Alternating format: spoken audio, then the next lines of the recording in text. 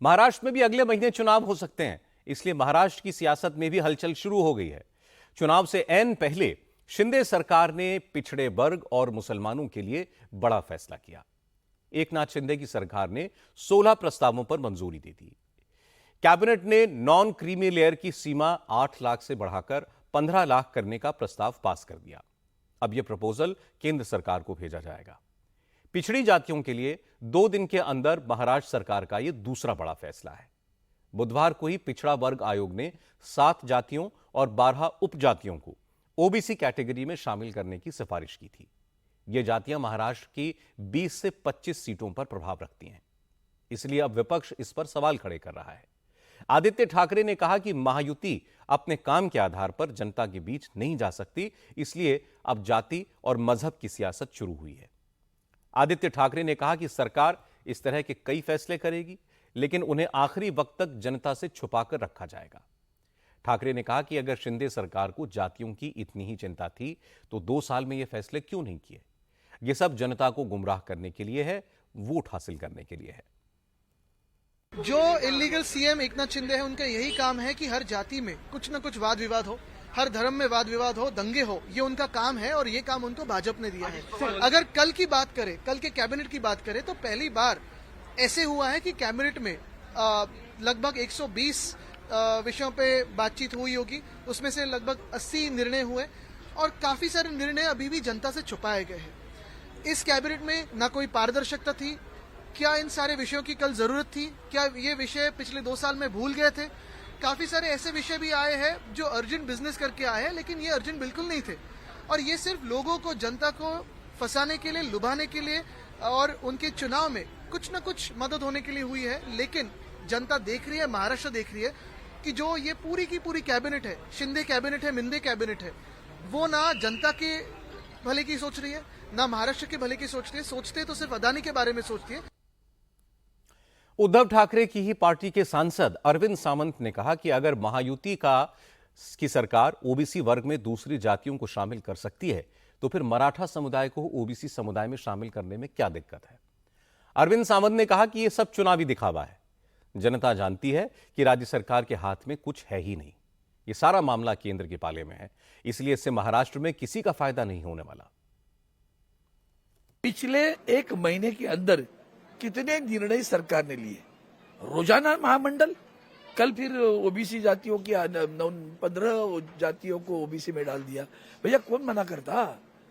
लेकिन फिर जो मराठा उधर आंदोलन कर रहा है, धनगर को धनगढ़ लिखने की हिम्मत सरकार में कोई तो करता है। धनगर मांग रही है, फिर भी महाराष्ट्र के किसी अधिकारी ने मंत्री है, बोलने की बात कथनी और करनी में इनके तो फर्क होता ही है। फिर धनगढ़ करके जीआर निकाला था।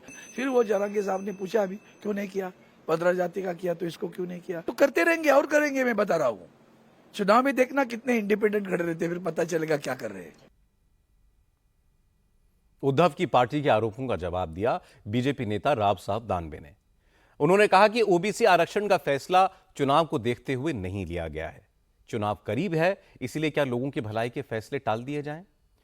राव साहब दानवे ने कहा कि जिस समाज को कानून के दायरे में रहकर फायदा दिया जा सकता है उसे दिया जा रहा है, इसमें कुछ गलत नहीं है। विपक्ष को आरोप लगाने दीजिए।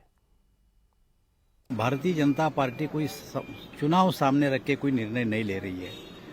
जिस समाज का डेलीकेशन या जिस समाज का कानून से हो सकता है उसका हो रहा है। मुझे ऐसा लगता है कि इसमें कोई ज्यादा चर्चा करने की जरूरत नहीं। इसके बाद कांग्रेस ने सरकार के फैसले पर निशाना साधा।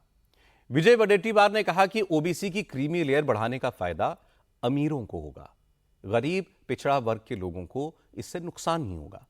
सरकार का यह फैसला चुनावी है। उन्होंने अभी इसे केंद्र सरकार के पास भेजा है।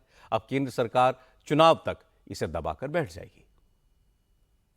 चुनाव है करके उन्होंने प्रयास किया है, पर इससे आम आदमी का क्या फायदा होने वाला है? इसका फायदा जो है आगे चलकर, तो मैं बोलूँगा कि चुनाव के मद्देनज़र जो निर्णय लिया गया है ये इम्प्लीमेंट केंद्र सरकार करता है क्या, उसके बाद में हम प्रतिक्रिया अपनी देंगे। क्योंकि अगर 15 लाख तक की क्रिमिनल की मर्यादा बढ़ती है तो बड़े बड़े लोग जो क्लास 1 ऑफिसर है, सुपर क्लास 1 ऑफिसर है, इनके बच्चे भी इस क्रिमिनल केस में फ़ायदा उठाएंगे। तो गरीब जो आदमी है उसके बारे में भी सरकार ने क्या सोचा है, ये केंद्र सरकार तय करेगा। ओबीसी नॉन क्रीमी लेयर की सीमा बढ़ाने के फैसले पर पिक्चर क्लियर की छगन भुजबल ने। भुजबल ने कहा कि यह फैसला बहुत जरूरी था। नॉन क्रीमी लेयर की लिमिट कई साल पहले बढ़ाई गई थी। अब सिपाही, चपरासी जैसी सरकारी नौकरियों में लगे ओबीसी वर्गों की तनख्वाह भी इस दायरे के बाहर जा रही है। ऐसे में उनके परिवार को रिजर्वेशन का फायदा नहीं मिलता, इसलिए यह प्रस्ताव लाना जरूरी था। भुजबल ने कहा कि अब फैसला केंद्र को करना है, लेकिन उन्हें लगता है कि मोदी सरकार इस दायरे को कुछ ना कुछ जरूर बढ़ाएगी। 8 लाख रुपया जो है, ये जो सीमा थी कई साल पहले हुआ। अब जो है सादा बेचारा हमारा सिपाही है, काम करता है, प्यून, उसका भी जो महंगाई से पगार इतना बढ़ गया है। अब वो भी जो 8 लाख के ऊपर कभी कभी जाता है। अब उसको, उसके लड़कों और लड़की को भी जो है आरक्षण का फायदा नहीं मिलता हो, तो हम क्या करें। ओबीसी की क्रीमी लेयर बढ़ाने का प्रस्ताव तुरंत लागू नहीं होगा, इसके लिए केंद्र की मंजूरी जरूरी है। लेकिन इसके अलावा एकनाथ शिंदे की सरकार का एक और फैसला है जिससे विरोधी दल परेशान है।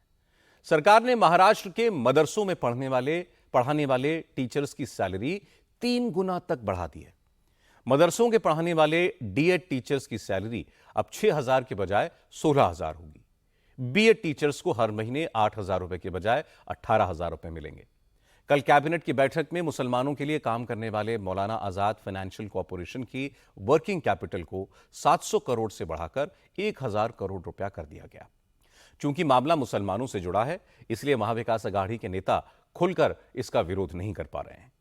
कांग्रेस नेता नसीम खान ने फैसले का स्वागत तो किया, लेकिन साथ ही सरकार की नीयत पर सवाल उठाए।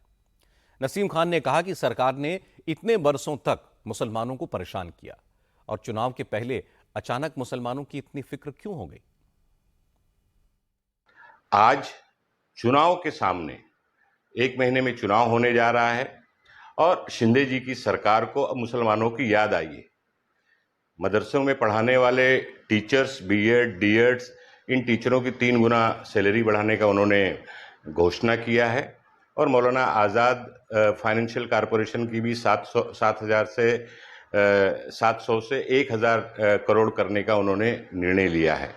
हम इस निर्णय का स्वागत करते हैं। भले चुनाव के बहाने उन्होंने लिया है, लेकिन इससे महाराष्ट्र की माइनॉरिटी का, महाराष्ट्र के मुसलमानों का के वेलफेयर के लिए मदद मिलेगी। लेकिन मेरा शिंदे जी की सरकार से एक सवाल है कि आप मुसलमानों के हितैषी अचानक चुनाव के सर पर आने पर ही क्यों आप दिखते हैं? और चुनाव और वोट की राजनीति करने वाली भारतीय जनता पार्टी, उसको अब तुष्टीकरण की बात नहीं आती है। मैं फैसले पर सवाल नहीं उठा रहा हूं, सवाल समय का उठा रहा हूं। सवाल जिस तरह से मुसलमानों के और भी इशू हैं, जिस तरह से अपमानित किया जा रहा है महाराष्ट्र में, मुसलमानों के घरों को तोड़फोड़ की गई, तो महाराष्ट्र की सरकार ने ऐसे जो मुलजिम हैं, जो दोषी हैं, उन पर कार्रवाई क्यों नहीं करती है? इसके बाद एआईएमआईएम के नेता वारिस पठान ने भी इसी लाइन पर शिंदे सरकार पर आरोप लगाया। वारिस पठान ने कहा कि असेंबली में उन्होंने इस मुद्दे को कई बार उठाया, लेकिन सरकार ने कोई कदम नहीं लिए। अब इलेक्शन आया तो सरकार ने मदरसों के टीचर्स की सैलरी बढ़ा दी। वारिस पठान ने कहा कि बीजेपी के नेता मुसलमानों को मारने की बात करते हैं, नफरती बयान देते हैं, लेकिन सरकार फिर भी उन्हें प्रोटेक्ट करती है। दूसरी तरफ मुसलमानों की भलाई के फैसले लेने का दावा करती है। यह डबल स्टैंडर्ड है। बीजेपी का असली चेहरा हिंदू मुसलमान करके चुनाव जीतने का है। ये अपीसमेंट पॉलिटिक्स नहीं है। हम तो जब एमएलए थे, जब हम असेंबली में जाते थे, वहां पर भी हमने हर मर्तबा इस विषय को उठाया कि मदरसों के अंदर जो लोग पढ़ाते हैं, मौलाना मौलवी, उनके पगार को बढ़ाइए, माइनॉरिटी के बजट को इंक्रीज करिए, बढ़ाइए। आप मदरसे को मॉडर्नाइजेशन की जरूरत है, आप मॉडर्न कीजिए, उसके लिए फंड्स बढ़ाइए। मगर सरकार के कान में तो जू नहीं लग रही थी। अब इनको पता है कि महाराष्ट्र में चुनाव होने वाले 1 महीने के अंदर, तो भी आ गए इस तरह की बात लेकर। बढ़ाइए, उससे बात हमको ये नहीं है तरस। मगर बात ये है कि सरकार का 2 मुहैया जो चेहरा है वो पब्लिक के सामने आ रहा है। अब देखिए, एक तरफ तो आप इस तरह से पगार बढ़ाने की बात कर रहे हैं और दूसरी तरफ अपने लोगों को भेजकर मुसलमानों के खिलाफ हर दिन अनाप शनाप बकवासबाजी करा रहे हैं। राणे जैसा लड़का इतना सा चिंटू छोटा चड्डी आता है और तमाम लोगों के बीच में खड़े होकर बोलता है कि मुसलमानों को मस्जिद में घुसकर चुन चुन के मारेंगे। सरकार खामोश रहती है। आपने जानबूझकर इनको छोड़ा है क्योंकि आपको समझ में आ गया कि महाराष्ट्र के अंदर महाविकास जो ये महायुति सरकार है, इसको अपनी कुर्सी पूरी तरह से अपनी खिसकती हुई नजर आ गई, जमीन सरकती हुई नजर आ गई। अब ये आ गए हैं पोलराइजेशन पे। अब यही आएगा गाय दंगा, गंगा, मंदिर, मस्जिद, पाकिस्तान, मंगलसूत्र, घुसपैठिए। अब ये तमाम चीजें ये लेकर आएंगी क्योंकि डेवलपमेंट और विकास के नाम पे तो सरकार टोटल फेल हो चुकी है। शिवसेना उद्धव गुट के नेता सचिन अहीर ने कहा कि उनकी पार्टी फैसले का स्वागत करती है, लेकिन अगर मदरसे के मौलवियों की तनख्वाह बढ़ाई जा रही है तो पुजारियों के लिए भी सरकार को कोई योजना लानी चाहिए थी। सिखों के लिए कोई फैसला क्यों नहीं लिया? अहीर ने कहा कि अल्पसंख्यक समाज सरकार की नीयत को जानता है। इस तरह के फैसलों से चुनाव पर कोई फर्क नहीं पड़ेगा। स्वागत करते हुए हमारा ये कहना है कि यही अगर निर्णय हमने लिया था तो हमको जातिवाद कहते थे। हमारा ये कहना है कि यही निर्णय लेते वक्त उन्होंने पंडितों का निर्णय क्यों नहीं लिया? सिंध कम्युनिटी जो है उसके ऊपर जो गुरुद्वारा में जो इतनी सेवा वही करती है उसके लिए क्यों नहीं लिया? हम स्वागत करते हैं, लेकिन स्वागत करने के बाद इनके पीछे एक जो बदबू जो आ रही है या जो इस तरह का जो चुनावी पहला ये लोग डालने की कोशिश करें, मुझे लगता है अल्पसंख्यक समाज इतना जागरूक है वो ऐसे चीजों को आकर्षित नहीं होगा। जब हर तरफ से हमले हुए, अपीजमेंट के आरोप लगे, तो जवाब देने के लिए आगे आए महाराष्ट्र बीजेपी अध्यक्ष चंद्रशेखर बावनकुले। उन्होंने कहा यह अपीजमेंट नहीं है। महाराष्ट्र सरकार ने यह फैसला बच्चों को अच्छी एजुकेशन मिले, उनका भविष्य सुरक्षित हो, यह देखते हुए लिया है। बावनकुले ने कहा कि जो भी संस्था शिक्षा देती है, चाहे वो मदरसा हो, तब भी सरकार उसे मजबूत करेगी। एजुकेशन के लिए किया ना भैया, एजुकेशन के लिए जहां भी कोई संस्था काम करती है, चाहे मदरसा हो चाहे कोई भी संस्था हो, ये देश के बच्चों को जो एजुकेशन देते हैं, जो भी संस्था होगी उसके एजुकेशन के पीछे सरकार खड़ी है। जब हमारी सरकार ये कहती है कि एजुकेशन हमारी फर्स्ट प्रायोरिटी है, विदाउट एजुकेशन हमारा देश सामने नहीं जाएगा, विदाउट एजुकेशन विश्व का सबसे अच्छा भारत नहीं बन सकता। विकसित भारत का संकल्प मोदी जी ने किया, एजुकेशन के आधार पर किया। तो एजुकेशन देने वाली कोई भी समाज की हो, कोई भी धर्म की संस्था हो, उसको मजबूत करना चाहिए। ये हमारा ये पहले से भूमिका रही है। बीजेपी के नेता कुछ भी कहें, लेकिन ये तो सच है कि ओबीसी वर्ग में नई जातियों को जोड़ने का फैसला हो, क्रीमी लेयर का दायरा बढ़ाने का डिसीजन हो, या फिर मदरसों के टीचरों की सैलरी में इजाफे का मामला, ये सारे फैसले चुनावी फायदे के लिए ही हैं।